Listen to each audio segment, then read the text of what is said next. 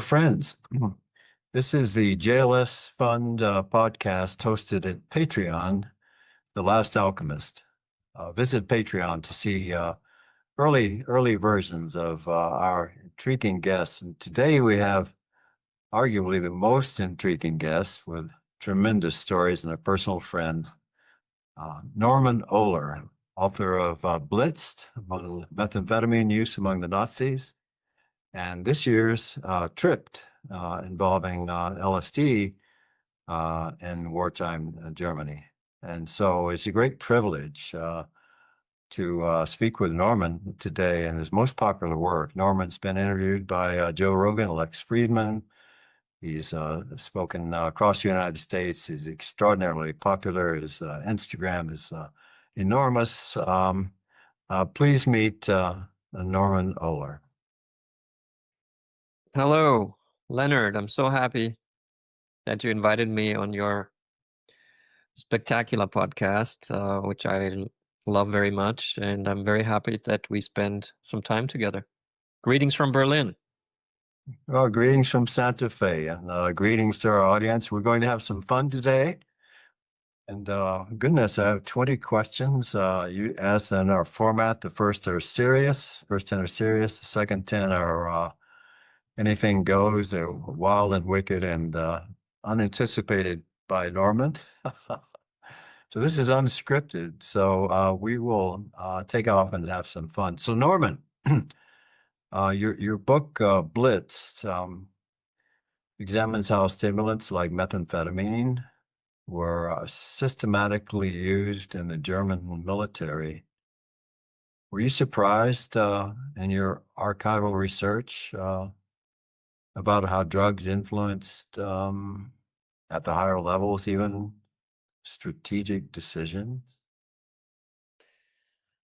Well, I must say I was quite surprised because one of the Nazis' ideologies was to create a drug-free society, and they were actually the first very strict anti-drug government in Europe, and together with the United States around at the same time kind of invented the war on drugs, even though it wasn't called war on drugs back in the days. But they already coined a term which was Rauschgiftbekämpfung, which is one word in German, because we have such long words. We put everything in one word. So Rauschgiftbekämpfung means the fight against intoxicating poisons. So that was big on their agenda. And that was still, kind of when I grew up and we were taught all the things about the Nazi regime, all the atrocities and, all the stuff that happened. We were also, in a way, taught that they were kind of law and order people, or at least like my grandfather who still like defended them. He told me that at least under the Nazis, everything was in order, everything was clean, disciplined. So that's like the opposite of like a regime going crazy on drugs. Or maybe it's not, because as we know by now, fascism, a big part of fascism is also drug control, because drug control means control of the minds. So the Nazis were not really, in a way, against drugs, but they were certainly for keeping, control of who uses what. So in a way, it's not surprising that they actually abused or used methamphetamine on a grand scale, but still it was surprising, obviously, because no one had really written about it.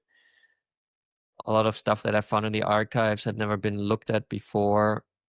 So the research for the book Blitzed was kind of what people experience when they read the book, because like from one page to the next, you stumble into new crazy facts that make a lot of sense in a way, because I think understanding the role of addictive stimulants like methamphetamine, they make a lot of sense for a fascist regime with an aggressive army invading other countries. So in a way, it's surprising and not surprising at the same time. Like you read the story of the so-called Third Reich in a new way, but it's still the same story. You just get a much more precise view on what was going on and you understand it better. So for me, that was very illuminating while I did the research. And I think that kind of transcends to the readers too. Thank you, Norman.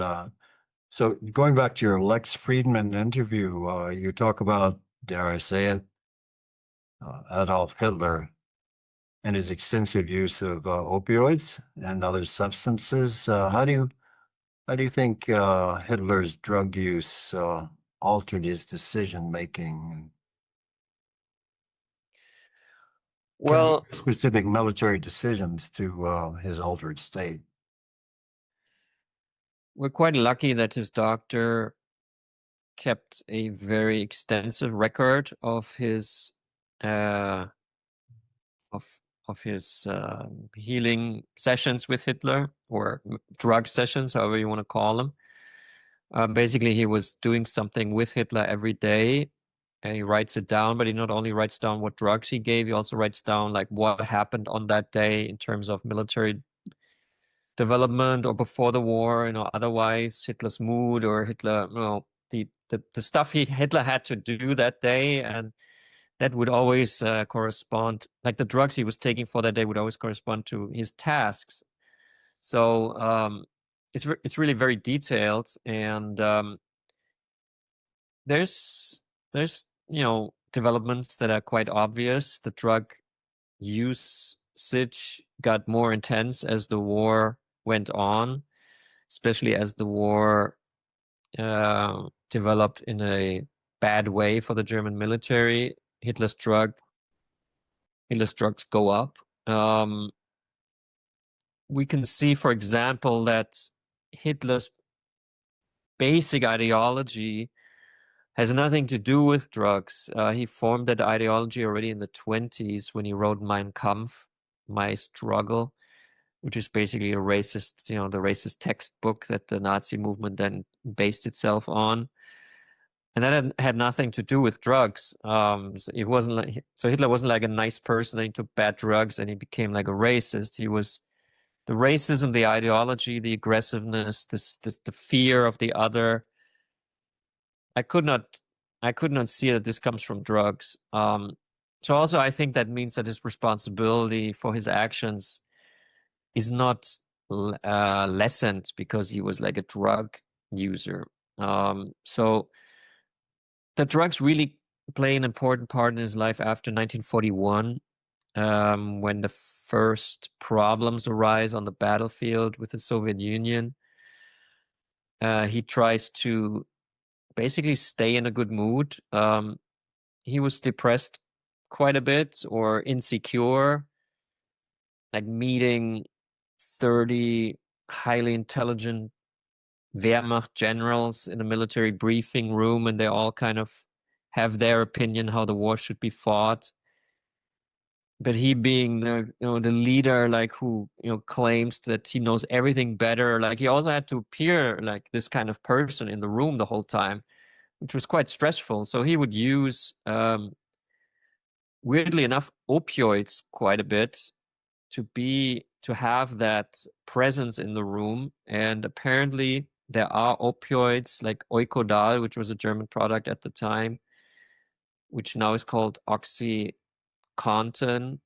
but it's a little bit different because it doesn't have a time release factor in it, the Oikodal, and he injected it, Morel injected it into his veins, so the effect is very quick and very strong and quite euphoric. So Hitler would use that to to act like the Führer in the room, and to be able to keep his charisma and convince generals, even if his decisions were ridiculous, like they would like say it's not going to work like this, but Hitler was so convincing, and also he had the power, so he could just push it through.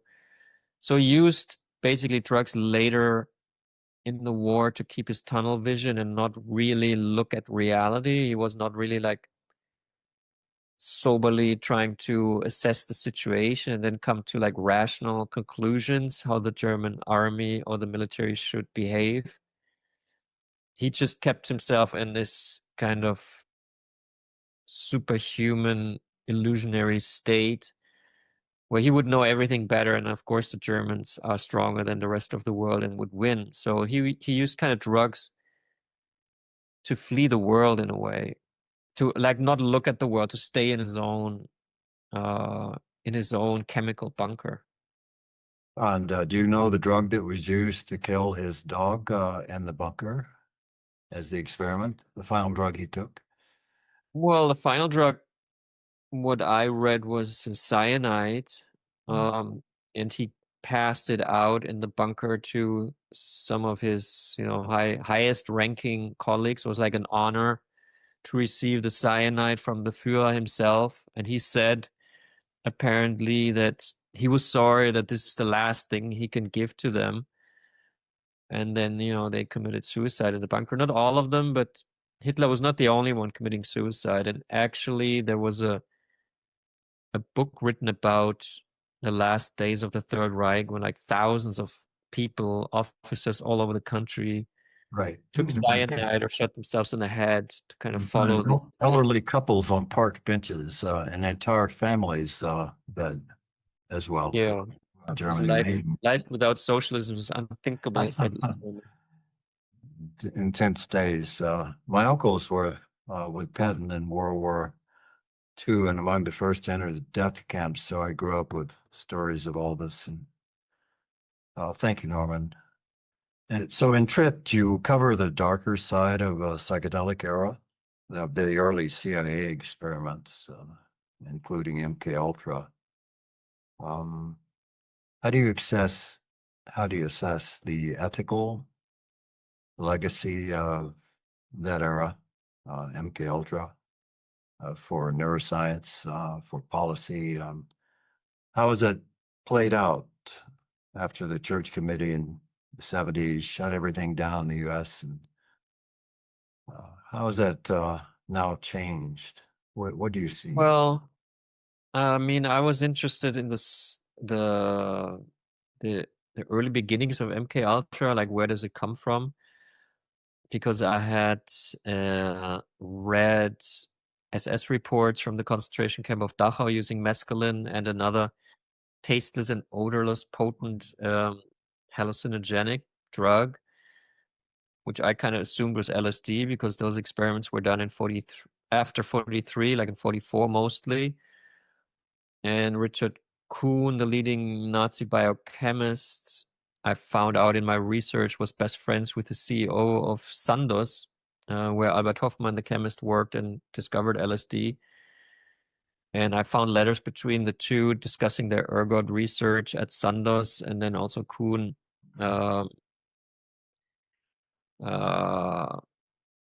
thanking Stoll, the Swiss CEO, for receiving ergotamine. And I think I asked you this question once in kayak.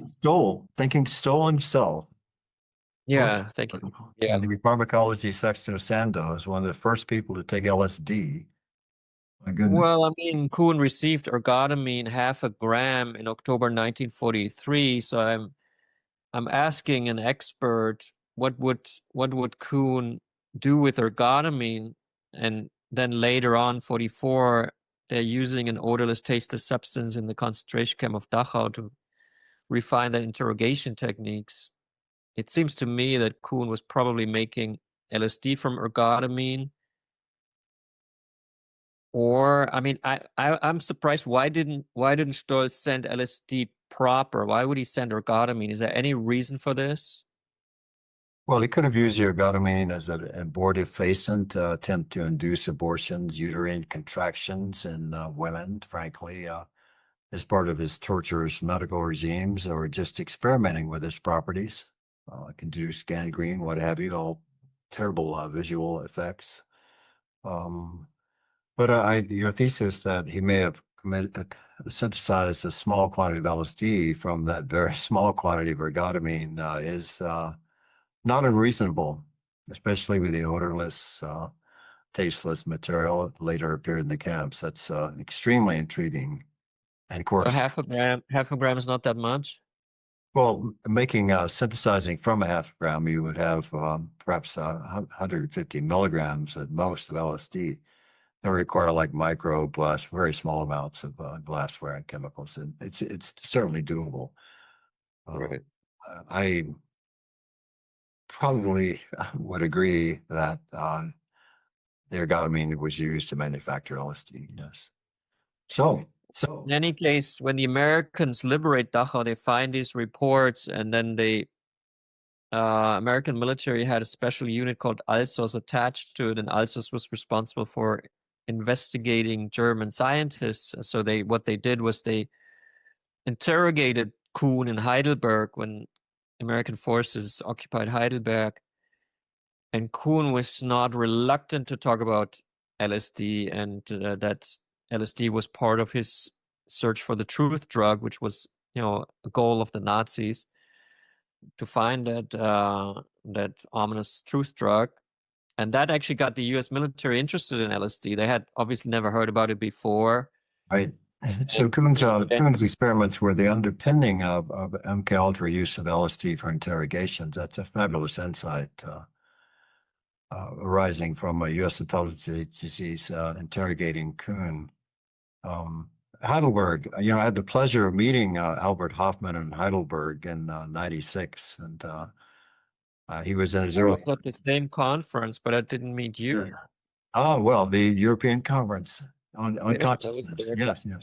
Albert was there, and oh goodness, Sasha and David Nichols, and we love the university. And later that night at 3 in the morning, there was Albert in his gray suit in his 90s, speaking to like hundreds of purple-haired German youth in German about LSD, and they were very attentive. It was lovely to meet Alfred.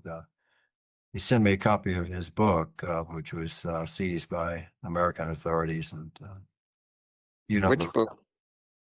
well, his book about problem child, Right. problem child. So, Norman, the original working title for your book, Tripped, was LSD for Mama, Right.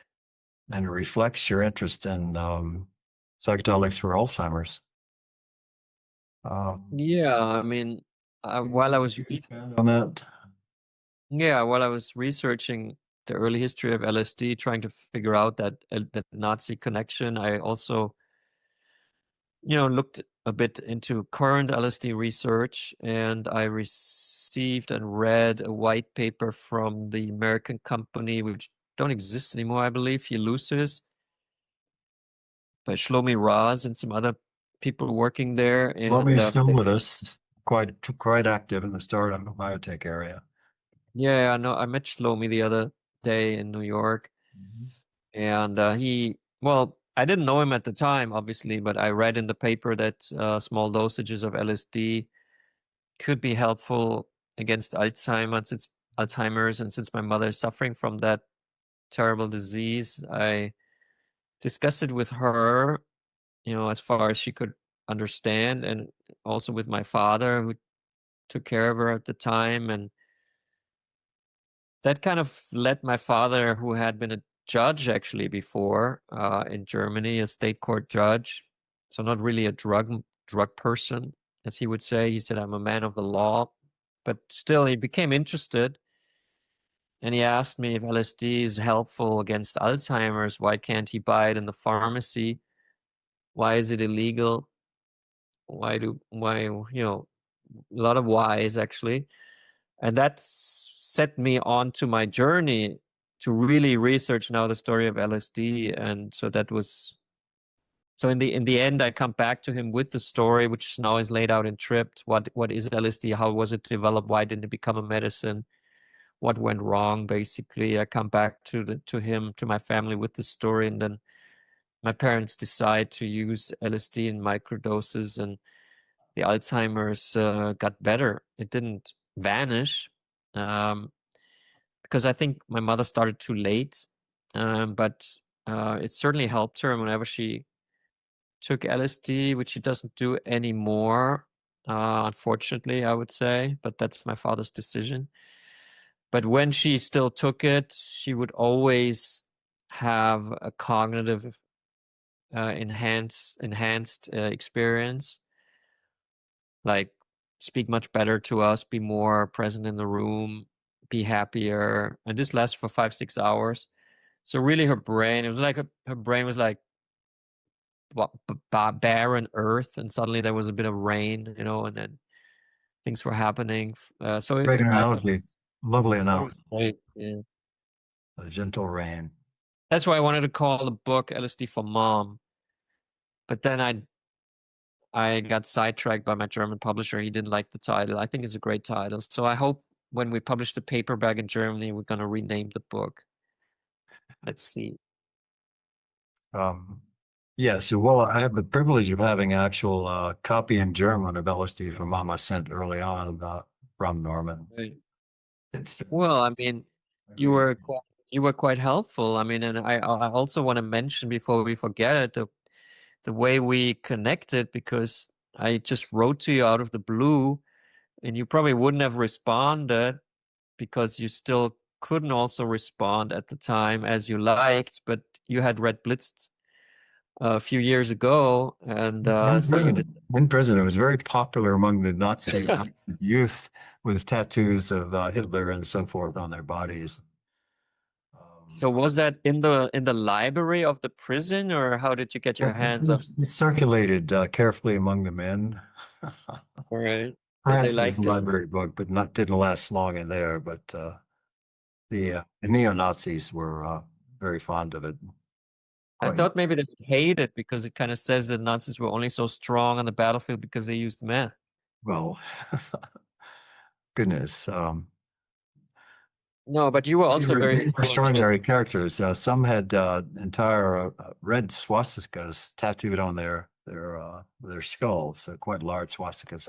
There were also 88, which was a symbol of Nazism and what have you, or Hitler's birthday tattooed on their bodies. So very strongly Well, I influenced. mean, my book is not, it's an anti-fascist work, so it really kind of demasks the fascists. So I'm a bit surprised that they would like it, but maybe they're just interested also in the history.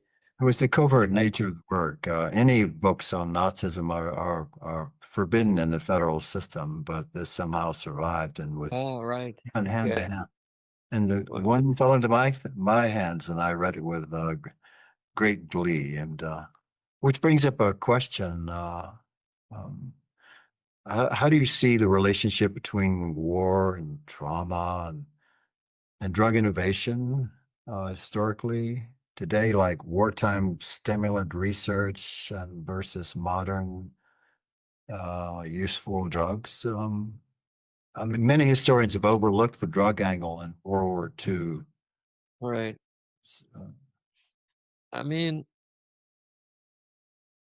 drugs, I mean, the word drugs is kind of a bad word because it means so many different substances. Some substances, cause harm, even cause trauma. I guess if you were like fighting on meth on the Eastern Front, you'd certainly have a traumatic experience. While other substances actually heal trauma, like ibogaine, which I did this summer for the first time. So I mean, it was interesting mentioning ibogaine. I just want to go into it for a second. Doing ibogaine, I did it with 4 Special Forces U.S. Army vets, Green Berets, who had also in the battlefield used drugs in Afghanistan and in Iraq, uppers mostly, and then, sleeping pills to, fall asleep at night. So that created for them like traumatic experiences, which they then, years later tried to cure and actually successfully cured with ibogaine. Um, I don't know if that's an answer to your question. I didn't understand. What did you? That's close enough. In terms of just mention, we're seeing ibogaine used in Ukraine. We have verified accounts of microdosing among Ukrainian troops. They seem to find it not only useful for They, wakefulness, also they microdose ibogaine in Ukraine? and we're seeing amounts of ibogaine going into Ukrainian troops. This is valid. They're used for remaining motionless for long periods.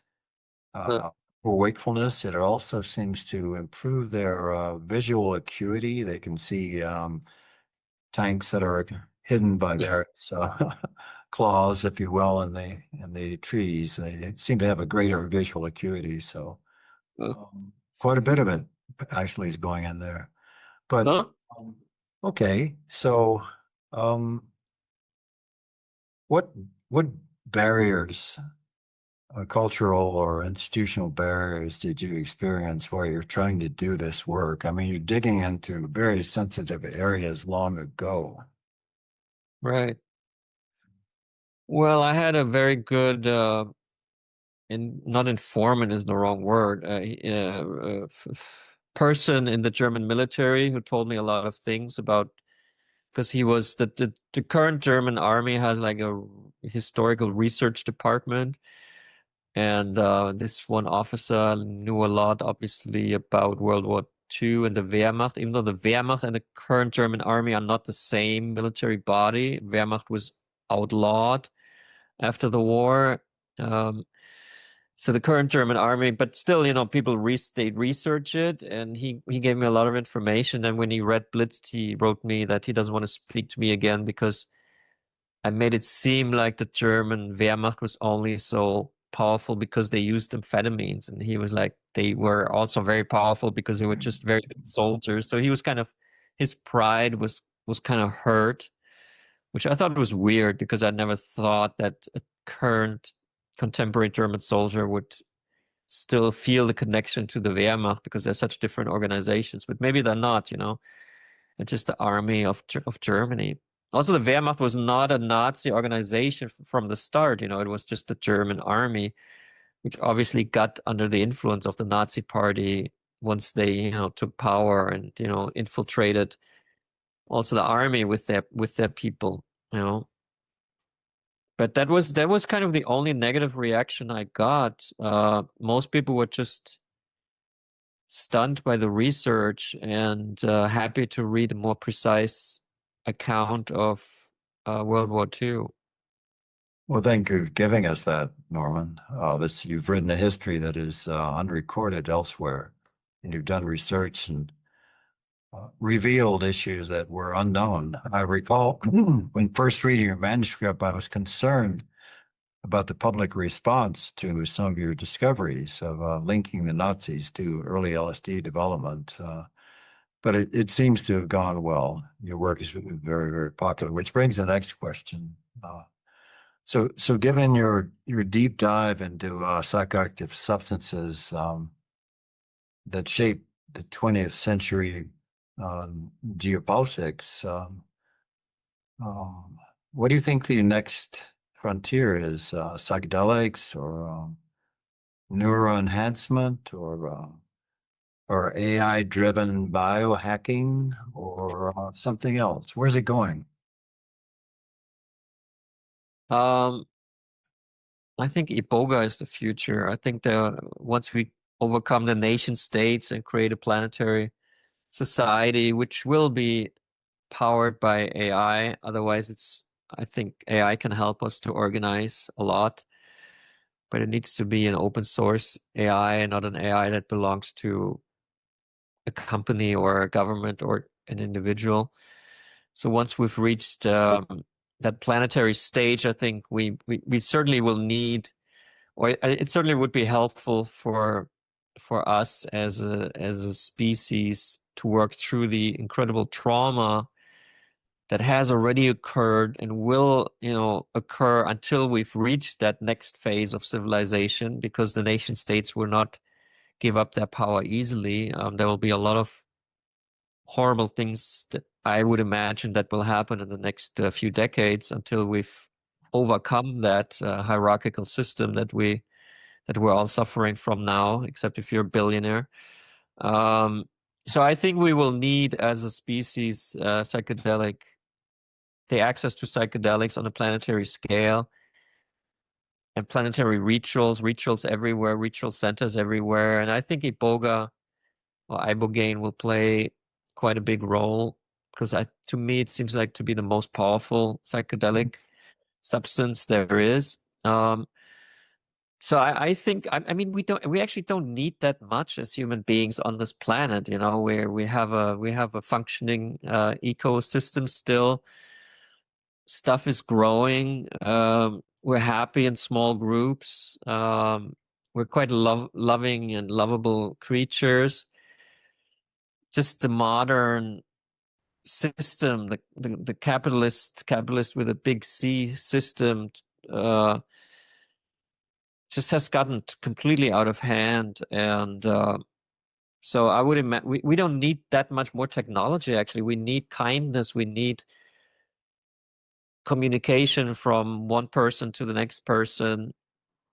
We don't need so much biohacking, I think. I think we're happy with the plants and with the mushrooms we have and with the climate we still have. And so I think we need less, you know. I see it in my own life. I want less and less, you know, the older I get. I just want to relax, and I want to enjoy, you know, simple things. And I would hope that we as a species kind of move towards that and kind of calm down from this capitalist modernist madness of making more and more and creating this and that.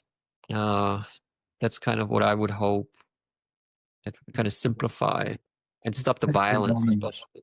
I'll try to adopt that in my later years as a retirement plan.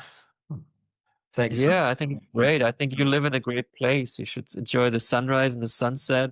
Thanks so much. But That's nice really, to your fellow human beings. I mean, that's what Mhm. we should all do. Just for our audience, Norman has visited here for extended periods, and we've taken long rides in the desert and long walks. And New Mexico, cool. you said, yeah, come on down, folks. We'll Good. entertain. Well, in Berlin, yeah. Berlin is too ugly and too civilized. It's not really natural enough. But it's okay for a city. It's okay. And good night scenes, good EDM. No more Love Parade, though. So Yeah, I get it. um you discussed how creative figures like artists and writers use stimulants. What role do you think psychedelic substances have played in shaping culture or shaping conflict? Uh, well, I think without psychedelic substances, we wouldn't even be here. Like, we would not exist at this moment. I think they created the frontal cortex, and they helped us, you know, create culture. And I think Ulysses in Greece is just like it's just like an end step, you know, of a long development of shamanistic usage of plants and fung mushrooms, Fungi. fungi, which Fungi. you know, kept our brains busy, let our brains develop. So I think we are completely inseparable from these alkaloids, and also our culture is inseparable. I think that's actually what probably even made us have an edge over the Neanderthals, which apparently did not develop a drug culture. I think the farce they got was using, I think there's some speculation they used ephedra. I guess mostly they were making chamomile tea. So that's, I think I think that's why I call my new book Stone Sapiens. I think we human beings are, you know, creatures of the drug. And the drug requires a ritual, and the ritual creates culture. The ritual then also, and drug culture also then creates, unfortunately, hierarchies, because then there's people who control the drugs. So the drugs kind of propel us forward, but they don't necessarily turn us into, you know, they don't create a good, you know, positive society. They also create a lot of bad, because they are so powerful that it kind of leads to abuse, you know, and control by authorities. But basically, our history is not. You cannot tell the human history without telling it from a drug angle. That's what I'm doing in my next book, Stone Sapiens. So it's going to be basically the first world history ever written, because so far the world histories have not taken this into account and kind of fall flat in a way. Well, I love your thought, the arc of your thought for many years now, and I look forward to maybe a preprint or a draft of Sure. yes, your next. Yeah, first I'll have to finish it. Yeah. Yeah, So but you'll this you'll leads be one me. of the first to read it. Thank you. This leads. Also, I want to mention this before I forget. I created a Substack called the Stone Sapiens Substack, and in that Substack, you can also see the progress of the book. And I publish stuff before it gets into the book or outtakes. So I would invite everyone interested in that topic to have a look at the Stone Sapiens Substack. Dear audience, go to Stone Sapiens Substack of Norman Ohler for Yeah. early tidbits and early sections. And you can argue back and forth with Norman on that. What? So this is our last question All right. for the serious ones. Let's We'll do it. get into the funny ones a few minutes more. Um, so looking back at the Nazi regime's use of drugs for operations um, and upon humans, what do you consider the takeaway from all this work or the cautionary lesson for us in the present age of chemical, digital, bio warfare convergence? Well, I think we have to be very skeptical in regards to the nation states, to governments who kind of claim they have authority because we vote once in a while. So now they have like legitimacy to kind of rule over us, and basically, I think we have to get rid of them. And just it's just one symptom of how corrupt they are is their incredible. I don't know if audacity is the right word, but like controlling what we as human beings put into our system without knowing. They don't even know. The government doesn't even know what it is. Like labeling substances, putting them under Schedule 1 with no medicinal use, even though that's obviously not true for quite a few substances that are in that group. I think that's just totally ridiculous. And the Nazis just took it, quite far, combining the drug control that they issued with the concentration camp system and with, waging war against the whole world. But it's still kind of going on, the capitalist systems that we live in right now, they all have fascist tendencies, and they are still connected with the prohibitionist uh, policies and thousands of people behind bars for drugs. I can hardly imagine that. Um, Yeah, Norman, and now for the funny do the funny ones. Yeah, it's too serious. ones. Yes, so Hitler was using Pervitin, kind of a meth analog, and Eucadol, is that how you say it? Eucadol, Well, opiates. Hitler is quite funny actually, even though he's the most horrible person that ever lived. But the amount of drugs that he consumed is incredible. Well, that's the question. So we assume he has a morning routine where he got up and did a little Pervitin backed by Eucadol or what have you, and went on his rampages. But if you had to suggest a morning routine to Hitler um, to replace his 1940s cocktail with something cool today, what would you humorously but seriously prescribe? Hitler. Oh, I mean, Here, Adolf, try this. What would that be? I actually stopped cannabis a while ago, actually after I took my ibogaine, but I think weed would be kind of a helpful drug for fascists because it does, calm you down a bit and kind of makes you relax. So I think weed wouldn't be too bad. But what surprised me in the early 90s when the techno scene started was that kind of skinheads, kind of Nazi guys from East Berlin would go into the techno clubs and would take ecstasy, and suddenly they became like the friendliest people they've ever met. And because Yes, of finally they course. realized I don't have to be an asshole the whole time. I can actually dance and have a good time. So maybe MDMA would be good for Hitler. Certainly kind of these kind of drugs, cannabis, MDMA. Not so sure about psychedelics because psychedelics can also reinforce like a paranoid system. Um, Probably MDMA would be good in the morning. Well, good morning, Adolf, and it's going to be even better morning in about an hour. So, in your research, you've uncovered all sorts of drug fuel scenes. If you had to cast a Hollywood blockbuster entitled Blitzed, uh, what modern actor would play Hitler? Who would play Morel? And Uh, who's the unexpected cameo? I think Kevin Spacey would be a very good Hitler. He's already, he already Hitler in portrayed. the thing.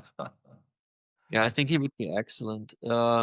Actually, Leo DiCaprio wanted to play Morel at a point in time. That's why Paramount then, in a frenzy, got the rights of my book for like 2 years, but never developed a good script out of it.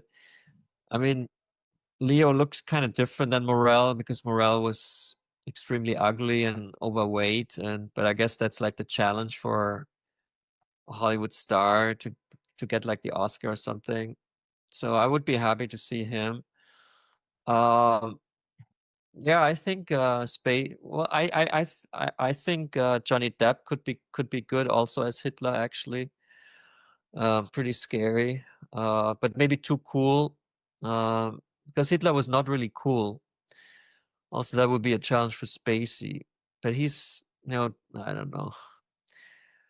Yeah, those are my answers. Ah, very good. Very unexpected cameo. And maybe Kirsten Dunst could play Eva Braun.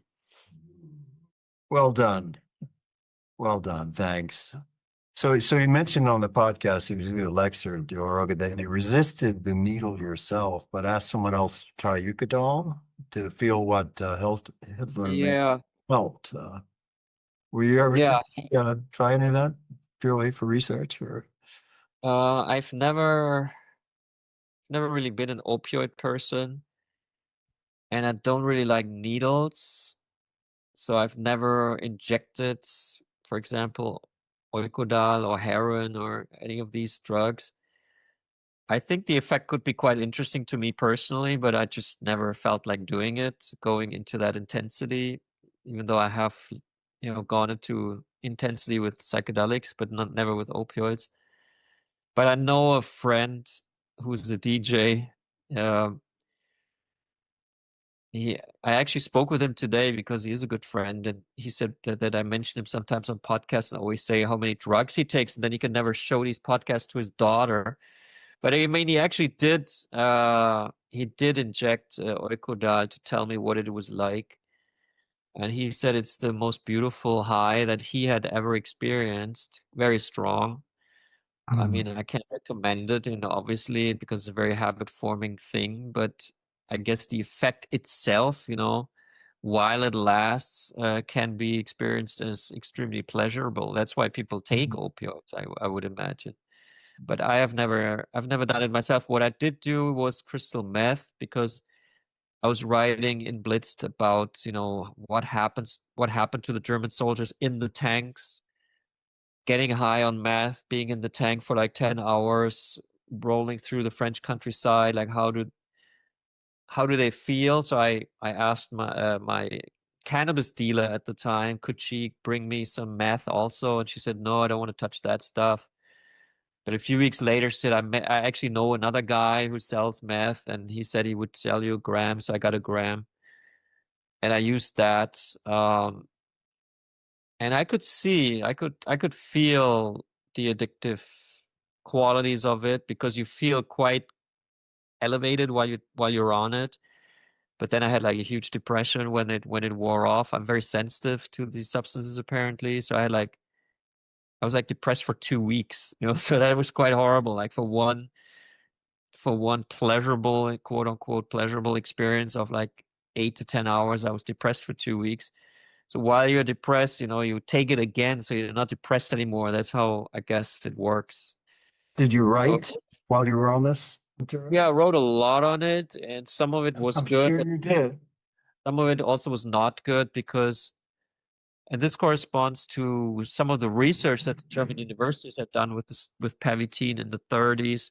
It lowers your self-criticism. So because you feel so like great, you just write and you think this is all wonderful. It's kind of what Timothy Leary once said: if you write stoned, you should edit sober. If Well, you that was Hemingway. That's a requote of Hemingway. You like to drink. Write drunk and edit sober. that was And Hemingway. with your methamphetamine fueled writing, you may have a lot of editing to do. Yeah, you have a lot of editing to do, and I mean, between my 30s and 40s, I used a lot more drugs than now. Basically, I haven't used any drugs since I took Ibogaine, to be honest. Uh, but like 15 years ago, or 20 years ago, I would use more drugs, and I wrote quite a lot at the time, but nothing really ended up, I didn't produce books because I also wrote a lot of crap, just like stuff like 20 pages, which might be good in themselves, but they didn't lead to something bigger. Like, so you have to be careful with drugs and writing. Well, let's talk about that just a second before we go on to the questions. When you have a meth fueled or any other drug fueled long episode of so many pages, and it's time to go back and write, you go, my goodness, I had the secret of the universe last night. Now I forgot what it was. Go back to edit it.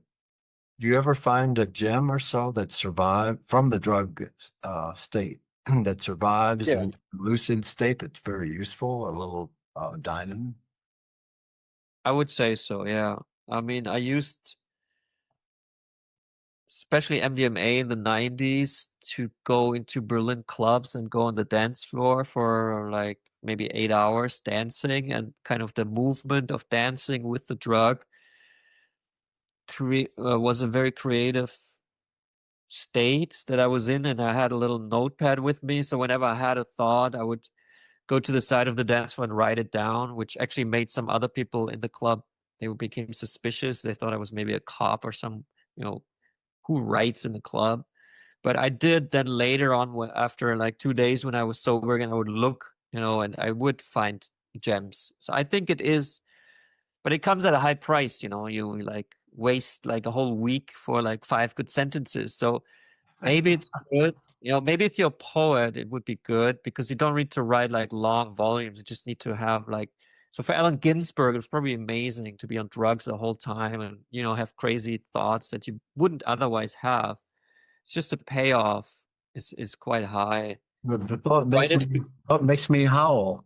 So our German friends, if you were in a EDM club some years ago and you see a young writer dancing furiously, and then suddenly going off to the side and scribbling in his notebook, that would be the famed Norman Ohler. Oh, yeah. I hope that clears that up. Okay, Norman. So let's talk about what you haven't told us, what the archive didn't tell us. What was the weirdest or funniest note that you may have found in a doctor's diary or medicine chest that you almost couldn't believe when you're searching through all those archives? What blew your mind? Well, I found a lot about Hitler's shit, and I didn't put it in the book because I thought this is too smelly somehow. Like, A footnote, but maybe. huh? A It did. footnote. It did surprise me actually how much resources were spent on Hitler's shit, examining it, driving the shit in special cars through the front lines back to Germany and to special labs. And because Hitler was always worried about that his digestion wasn't well, so they like analyzed it all the time. So you could kind of write a little short story of the Third Reich, just describing Hitler's shit basically. Um, that was, but I also thought it was a bit disgusting, of course. But I did think it was funny. So maybe if I would write the screenplay to a blockbuster, there would also be this like, if it's a farce, there would also be this car, this military vehicle with a special container, like racing through the front lines, trying to get to the lab to examine. And then, I thought that was kind of weird. Um, A lot of things were everything is weird about the Third Reich. Like this was a complete alternative reality that was at the same time so real that it destroyed the whole of Europe. So that the whole period of history, those 12 years of German madness. That's why it's still fascinated. It fascinates everybody because it is so weird. And to go into the archive to get close to the facts, it's not like you go into the archive, you look at the documents and you say, oh, this is actually not so interesting as I thought it would be. It actually gets more and more interesting the more like little details you read. It was complete utter madness. Down to the wormhole. Santos gave you permission to go filter back through those 1943 notes. That's quite stunning, yes? Well, the archivist was a bit reluctant because he could smell a rat. Like he was trying to protect his company's legacy, which is kind of weird because like other companies like Bayer, they are not really reluctant to show that they developed heroin. So they give you the stuff. But Santos with LSD, I don't know. I mean, they're very proud of it somehow that they discovered LSD, but they're also kind of ashamed of it. So the archivist did not really want me to read the correspondence between his CEO Stoll and the Nazi Kuhn. I didn't even know about that correspondence. I just knew that he was kind of blocking me. And I described this in detail in the book Tripped. I was able to bribe him with an actual LSD hit that I had in my pocket. So at one point I said to him, do you want to see real LSD? And he's like, yeah, sure. I've never seen it. And I said, well, it was your most famous product. He said, yeah, I actually would like to see it, but where can I see it? So I said, here it is. And I showed it to him and he became quite fascinated. Suddenly warmed up to me. Like he's really, really like a maniac. He's like bringing LSD to my archive. And then I gave it to him as a present. And then he said, okay, what do you want to read? Just tell me what you want to see. And then he gave me the correspondence, and I found the smoking gun that actually Santos did supply ergotamine to Kuhn in October 1943. So that was kind of funny actually. What a wonderful anecdote. Thank you for sharing that, Norman. Very brave of you. And when you were talking to Lex, you talked about the myth of Hitler at the 1936 Olympics being on meth. A myth of Hitler on meth. Yeah, I think it's a meth myth because Hitler was not really a meth guy. He was into opioids and also cocaine a little bit, but not really into meth. And he never said anything about meth, but his doctor didn't like it. Morel didn't like meth. He said meth is like it's like a whip. He said meth is the whip for the horse, but not the hay that the horse eats and actually gets stronger from. And I think he, for a long time, really thought that what he gives Hitler is making Hitler stronger. And he was just an anti-meth guy. And I guess that those existed back in the day, you know. So Hitler was never really getting into the meth. Probably Morel told him that meth is bad. You're not going to take meth. You're the Führer. Let the soldiers, that they take meth and then they follow orders. That's good, but not the brain itself. The brain should not take meth. So Hitler's actually not a meth head. And those images in 1936 at the Olympics, I think they are doctored basically because he didn't take any drugs at the time. And if you look closely at that video that's so popular on YouTube, I think you can even see that it's kind of looped. So maybe he was, excited, like rocking back and forth because some German was winning the gold medal. And then you just loop it and it seems like he's freaking out on meth. But I doubt that. Even, especially since meth was only invented in late 1937, after the Olympic Games. He couldn't even have taken it, even if he would have wanted to, because it didn't exist yet. So if you had one drug that you could have given Hitler, and I realize you're just coming off your Ibogaine revelation, what would it be? Cyanide. Well done. 1933. Have you been asked that question before? You have. No. Well, folks, we heard it here first. So your upcoming book, working title is Stoned Sapiens. Uh, Right, Say, imagine that being turned into a board game. right. What would be the winning move for Sapiens? And what would be Uh, the losing card? well,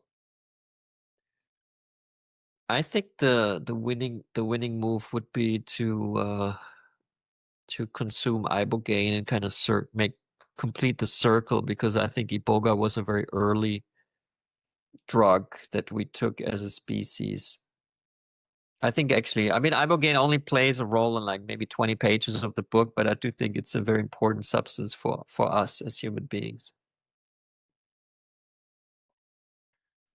Well, thank you, Norman. A lot of people agree with you these days. Actually, this in 2 days, I'm going down to Cancun to sit with nine crypto bros who will be chatting about Bitcoin quite a lot the first day or two, and then they're going to run into the wall, if you will, of a deep Ibogaine experience.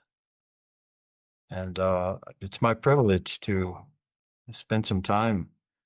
Why don't you take it yourself? Oh, I'm not a drug taker anymore. The Uh, medicine, no, I understand it's good medicine, and I recognize that, and um, maybe would a little dose. would suggest the same thing as you. Not a problem. I think it's anecdotally it is a profoundly healing material, and perhaps the best thing that we have currently for addiction and trauma and all the rest. So I think there's a great future for Ibogaine, and thank you for recognizing that, saying it on this podcast. So, you've studied stimulants in war, you've studied psychedelics in peace. Would you rather sign up for a 7-day meth fuel blitz in 1940s Germany or a 7-day LSD guided retreat in 1960s? Well, I mean, the first one is a really perverse suggestion. That's easy, right? Sitting in that tank invading France on meth with like five other German guys, like completely out of my head on crystal meth, Pervitin. I think it's pretty insane. And in a way, I've done these things, uh, without inflicting harm on another person, but just maybe inflicting harm on myself using addictive substances, maybe in the clubs. But knowing what I know now, and having had the psychedelic experiences that I've had, I think the LSD camp in the 60s would be much more fun, because there would probably be not only, guys in a closed room, but it would probably be mixed gender in a beautiful natural surrounding. Um, No yeah, contest. huh? No I think contest. I think I would feel much better during the experience and also after the experience, because psychedelics have the wonderful effect that they open windows of neuroplasticity. So the trip doesn't end when the trip ends. It actually continues for some time, and you feel good. It's a bit weird when the drug starts. Sometimes, when LSD starts, it can be uncomfortable until you kind of reached a certain plateau or stabilized yourself. But then, it's getting better and better usually. Um, so I think that would be a great experience. Well, crystal meth, if you instantly you feel great, but then it's gonna go downhill, and I wouldn't want. I don't think I'll ever have an experience like that in my life again. Was there a chapter that you wanted to write but couldn't because of a missing evidence or legal risk or editorial pushback? Not really so far. Um, I mean, I'm a novelist, so sometimes my imagination would like to tell a story, but there's no, evidence for it. But if I write a nonfiction book, I would just not, I wouldn't worry about it. I would just not write it, you know. but that I also have the novel. So in a novel, you can write anything, you know. So that's why novels ultimately, as you know, also having written a beautiful novel, ultimately the king's form, as we say in German, die Königsform, they're the highest, you know, form of writing, I think. So here's one for you. Okay, you spent years in the archives. Was there something you found that felt like it was meant for you to find, something eerie or poetic or weirdly personal? Anything that really got to you?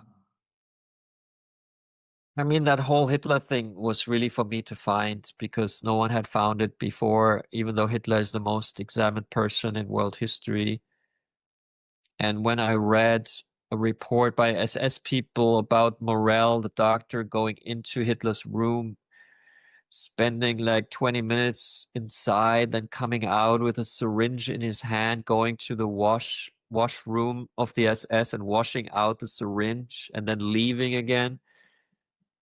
I thought, what is going on here? Like, what happened in that room? You know, we have to know.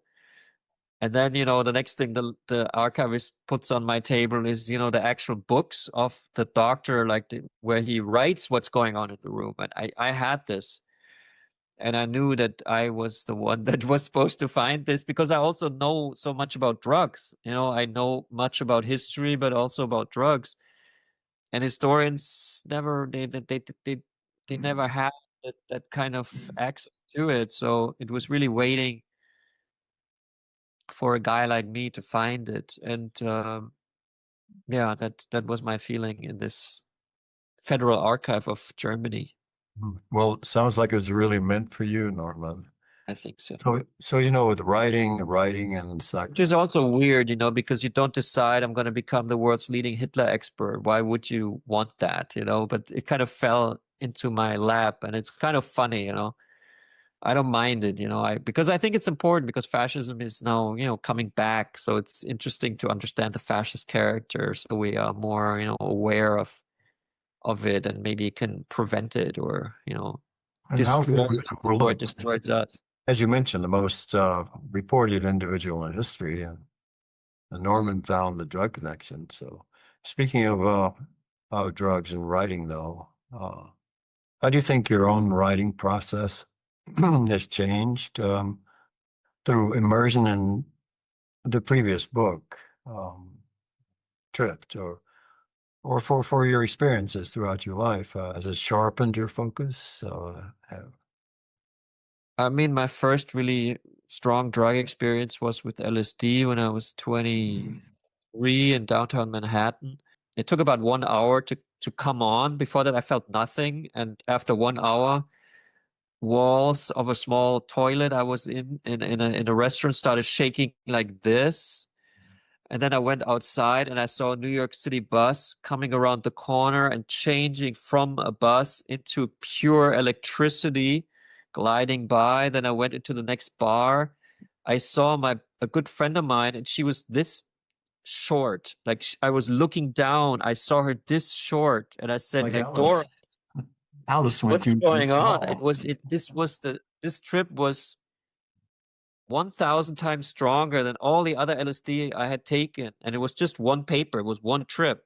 How Can you did this recall what happen? was on the paper? What was on the blotter? What it looked like? I don't remember. I really don't. But what is that possible that one little paper Yes, is a quite trip possible. that's 1,000 times stronger than all the other trips you take? Yes, quite possible. It depends on the dosage. Sounds like you were up several hundred at least. It varies. So, so the So, chemist made a mistake. or maybe not. It was put out as a four-forted blotter or more. But can you have like, let's say 5,000 mics on one paper, on one blotter? We could, but nobody would do that. I think the most you'd see on a paper would be 200, 250, that sort of thing. But that doesn't create a hallucination as I just described. Oh, no, no. The hallucination you just described would be at several hundred micrograms at the very least, if not 1,000. But we should save that question for your podcast to me, right? We're coming up. We're doing something together, I think, the other way. Yeah. Yeah. Good. Okay. I'll jump into that for you. If Blitz was about a descent into methamphetamine chaos, and Tripped is about mind expansion and diplomacy, psychedelic diplomacy, it's just kind of a trilogy you're building. Right. What's the trilogy's final act? Well, Yes. that's still Sapiens. It's a look at human history through the lens of drugs, but not just focusing on the Third Reich or the second half of the 20th century, but on all history. So it starts 1.5 million years ago, and it goes through all the high cultures, looking at how drugs influenced them. All kinds of drugs, not only psychedelics, but also opium was very important for certain high cultures, like in Crete. Or also colonialism without opium is unthinkable. The opium wars against China. So it goes through all. It looks at all aspects of history. So that's kind of the conclusion of my drug history, my work on drugs and history. So Stone Sapiens, that will be kind of the next, and maybe final nonfiction book, because after that I want to write fiction again. Well, I can only imagine your fiction writing, Norman. So let me throw you a fictional question. This is our final question, I think, today. If you could dose any world leader, if you could dose anyone in the world, past or present, with a controlled dose of LSD in a safe setting, Right. who would it be? And what would you hope they would experience? Oh, it's really hard because there's so many horrible leaders right now. Let's avoid the present for political reasons. Avoid the present, okay? Taking LSD with Jesus would be interesting, but maybe it was normal for him already. I mean, obviously, if I could take LSD with Hitler in 1932 and convince him that we're all, equal, that he doesn't have to be afraid of the other, and he would actually change his mindset. But I don't think he would. I don't think he would. I think it would be a frustrating experience. LSD is not strong enough, or you need more dosages of LSD. I think just for fun, probably would be great. I don't know, with Gandhi maybe, but he also wouldn't take drugs because he was just drinking water, I think. Uh, I think it would have been interesting if Timothy Leary actually would have become the governor of California, but there's no need to take LSD with Timothy Leary because he took enough already. Uh, I think his arrest for like 2 roaches and his prison sentence, that was really a turning point in American history, or a big what if. Like, what if he would have become a successful governor of California, legalizing or decriminalizing psychedelics in California back then becoming U.S. president? That would have been interesting. Thank you, Tim. Um, Yeah. Norman, any parting words for our audience? I'm sure have been riveted to this podcast. Any parting words or things you'd like to say to the Yeah, yeah. Nietzsche always said, once the books are written, yeah, the writer should shut up. So I guess he wouldn't have been a guest on podcasts. It's always good to remember, if you listen to a podcast, that this is just scratching the surface of the deeper work, which is in the writing and in the books. So I would encourage everyone to actually read the books and not just listen to the audio, because the information, when you actually read, it's good. It's very healthy thing to read. So it's maybe start with Substack, Stone Sapiens Substack, and if you like, reading, then go to the books. Read the books. Oh, thank you, Norman. It's been a great privilege to have you on the podcast today. I would encourage the audience to, of course, read all of Norman's work, Blitzed, Tripped, Stone Sapiens, and forthcoming novels. Norman, many blessings to you in Berlin from Santa Fe. We hope to see you again soon, perhaps visiting in New York soon as well. And this concludes. Thank you so much for being here today. It's my pleasure. Thank you so much. And many insights, many wonderful anecdotes. And this concludes the podcast, folks. If you become a supporting member of The Last Alchemist, you can hear these materials here in Norman much earlier. We'll go public shortly.